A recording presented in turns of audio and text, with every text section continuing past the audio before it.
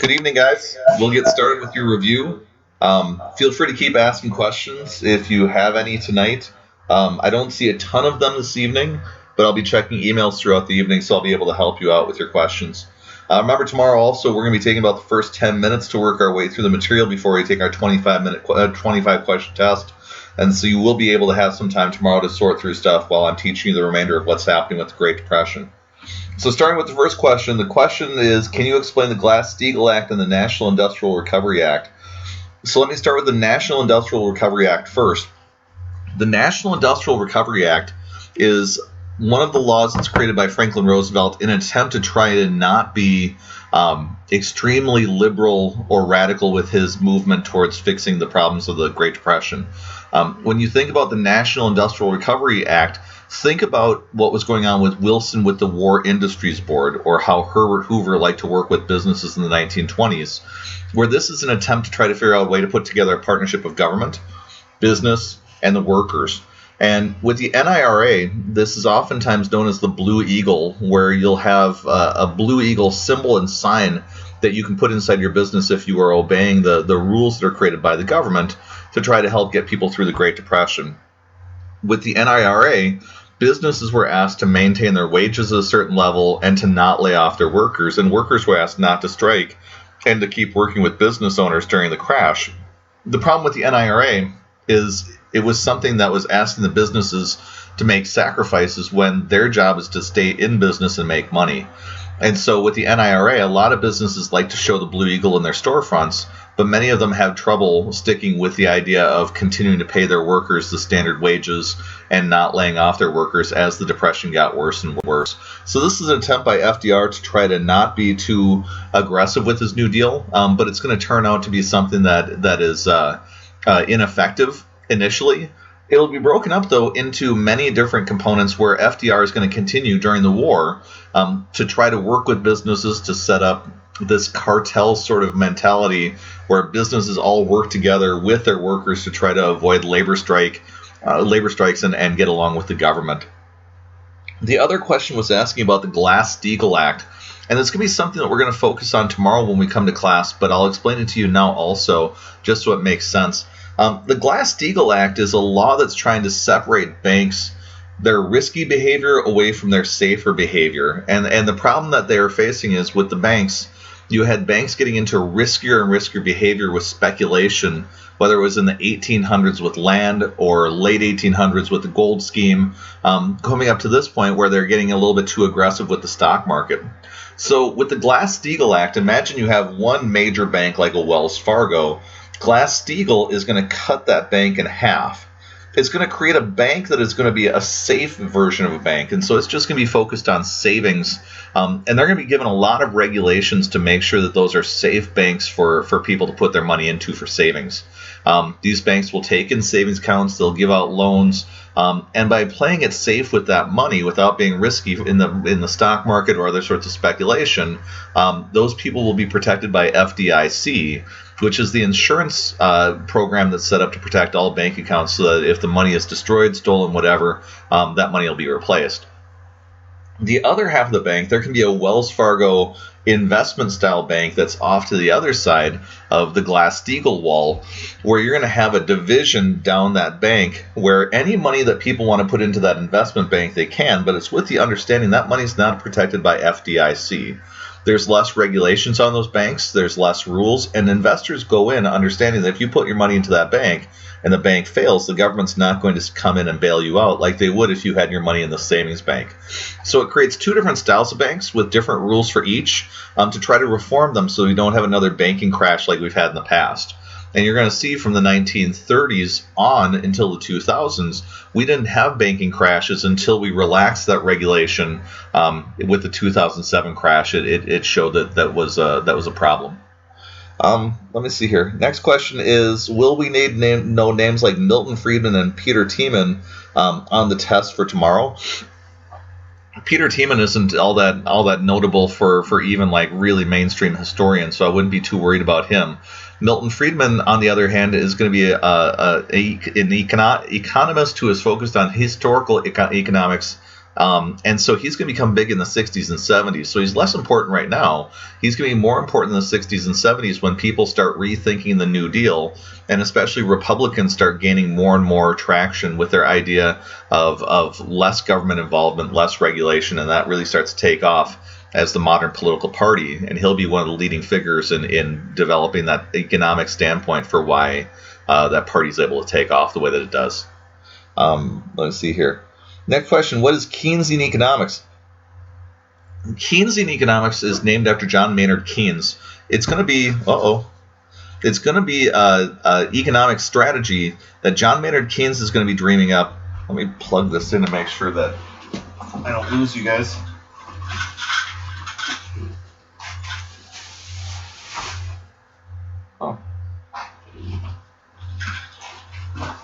If I've lost my power cord, let me make sure that I'm not going to... I'm fine.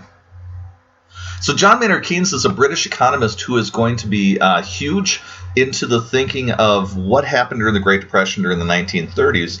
And his perspective is going to be different than what the Hoover, Calvin Coolidge, Warren G. Harding's mentalities would have been, with the idea that when the economic crash comes, you shrink the size of the government, you shrink the amount of debt, and you instead just focus on letting the economy crash out and then recover on its own. What John Maynard Keynes' point is when the economy is crashing, the government could step in and be a force for good in order to regulate or modulate the economic crashes. And what his thinking is remember with our Steel Empire game, we went from A's all the way down to E's in our game. And during that E is when everything crashed up and became miserable. Panic of 1873, 93, and so on. John Maynard Keynes' question was, what if when the economy is dipping, the government does what it can to try to increase liquidity or the amount of money that's floating around out in the public? His viewpoint was that the government could be the spender of last resort, where if everybody else is hoarding their money, the government could still go ahead and spend. Now, this isn't possible for states because states have rules in their constitutions that require them to not run a deficit or go into debt. That's not the same for the federal government. And remember with Alexander Hamilton, that was a huge element for his mentality that debt doesn't necessarily need to be a bad thing. So what John Maynard Keynes says is when the economy takes a dip, that's when we should cut taxes, and we should also increase government programs to create stimulus or to prime the pump like FDR was doing. And Keynes is going to look at what FDR is doing with the New Deal and say that at times he was on the right track, but at times he just didn't have enough money going in to actually cause the impact that he's trying to with the Great Depression. John Maynard Keynes' other viewpoint is when the economy turns and start going upward, we shouldn't have a boom like we had in the 1920s, according to John Maynard Keynes, where you have a stock market that's going wildly out of control, where you've got a boom taking place, but then it leads to a horrible crash. And so his point is when the economy starts taking off like this and going up, we should think about instead raising taxes at that moment to cool down the bubble that's being created. And at that time, we can also dial back on the programs that we've created and shrink the size of government, because at that point, if people aren't working, it's not because there's a problem with society, it's a problem that they need to fix up. And so with John Maynard Keynes, he becomes very influential in the 20th century with his economic philosophies, but then he'll be challenged by Milton Friedman, who is going to be watching in the 1970s as a lot of the ideas that Keynes comes up with starts getting challenged with the economic problems we start facing at that time. Next question I see here, why weren't African Americans, Mexican Americans, and women able to benefit from the Fair Labor Standards Act? For African Americans and Mexican Americans, there's a huge racial component that's going on with the Great Depression, where with the New Deal, the feeling is that the aid should be going to white Americans rather than African Americans or Mexican Americans. You see that with the AAA, where the money that's being paid for farmers not to farm, a lot of times farmers would just take that land away from sharecroppers, and suddenly those sharecroppers would find themselves without land in the Deep South and not able to sustain themselves. For African Americans also, they're struggling because in a lot of cases FDR would take these programs and he would give them to the states to figure out who would get hired. And a lot of the southern states especially, they were choosing not to hire people of color. They were instead choosing to hire white individuals for obviously racist reasons. For women are going to be struggling with the Fair Labor Standards Act because of the fact that in the 1930s, there's a feeling that men need to be hired as breadwinners And women's pay is seen as something that's more like extra spare money for the family, even though this may be the only person who's working for the family. And so you've got a lot of discrimination that's going on. For FDR, he's struggling, though, because trying to get all the people on his team to even create these programs is hard, much less fighting battles about equality, which are worth having. But for him, he decided that politically it wasn't worth the cost of trying to wade into that. So instead, what he would do is he'd send Eleanor Roosevelt to go talk to African Americans, Mexican Americans, women, to explain FDR's position and also to show that there was somebody who was listening to them, even if not much was being done. What was the Brain Trust? Brain Trust was the group of people that Franklin Roosevelt surrounded himself with. So when you think about the cabinet that's currently being formed for President Trump, that was the same thing that Franklin Roosevelt's doing at this time. And he's bringing in some of the best and brightest people that he nicknames the Brain Trust to start throwing around ideas for how they're going to reform the economic crash. It's going to have a wide range of different individuals, from business people to academics, from moderates to communists. And so you've got a wide range of different individuals who are ending up in this cabinet who are trying to help out the president. Let me see here. What are demagogues? A demagogue is somebody who is a leader who's leading through a strongman sort of position where they will say tough things. They will try to present an image of being super strong. They'll try to present themselves as being a person of the people. But oftentimes their leadership is less about intellectualism and more about passion and emotion. And if you are engaged in demagoguery, you will be vilifying other people. So you'll be picking out enemies in society while you're building yourself up as a person to be respected and to be admired. And oftentimes that leadership includes a level of fear that goes along with it too. And so when we take a look at Hitler would be known as a demagogue by using those sorts of tactics as the president. Let me see here. What was the impact of the Social Security Act? Social Security Act is an attempt to try to figure out ways to appease radicals in 1936. And so you've got a movement that's happening with three individuals. You got Father Charles Coughlin, whose anti-Semitism is pushing for nationalization of banks. You got Huey Long, who wants to tax all the rich people and take their money and give it to poor people. But then you've got Francis Townsend, whose idea is to take money from rich people, give old poor people $300 per month, and make the only rule that they have to pay they have to spend that $300 in order for them to be able to get another $300 to be able to spend in the economy. This is a winning program in a number of different ways. Number one, old people are going to be struggling to make it through the Great Depression because they don't work anymore. And if you have a choice between able-bodied young people or older people to choose for your jobs, you're going to choose able-bodied young people. So if you're an older person, you don't have a family to take care of you. A lot of these people are struggling, they're starving, they're having problems. And so Townsend's idea really starts to take off.